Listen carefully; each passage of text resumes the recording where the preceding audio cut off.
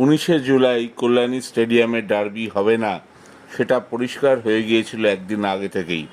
Police অনুমতি না দেওয়ার কারণে সব ব্যবস্থা থাকা সত্ত্বেও পিছিয়ে আসতে হয়েছিল আইএফএকে।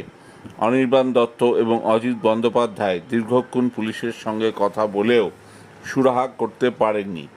আজ বৃহস্পতিবার জানা গিয়েছে আগামী শনিবার অর্থাৎ 26 জুলাই কল্যাণীতেই ওই একই সময় বিকেল 5:30 থেকে ফ্ল্যাড লাইটের আলোয় হবে এই বড় ম্যাচ।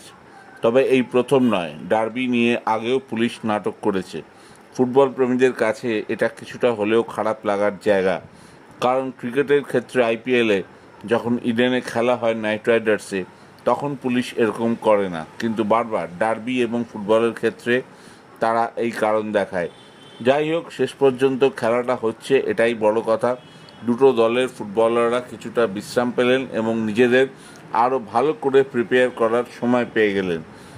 ইস্টবেঙ্গল দলটা অভিজ্ঞতায় খানিকটা এগিয়ে, মোহনবাগান দলটা তরুণ হলেও শেষ ম্যাচে তারা জিতেছে এবং ডার্বি হলে তাদের 5জন প্লেয়ার সালাউদ্দিন, সুহেল, কিয়ান, গ্লেন, দীপেন্দু দলে ঢুকবে।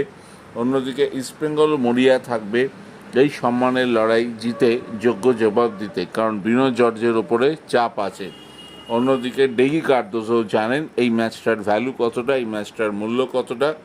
তো দেখা যাক 26 জুলাই ডার্বি, এবং আইএফএ এটা অফিসিয়াল ঘোষণা এখনও করেনি, তবে করে দেবে। ভালো লাগলে সাবস্ক্রাইব করবেন। Thank you.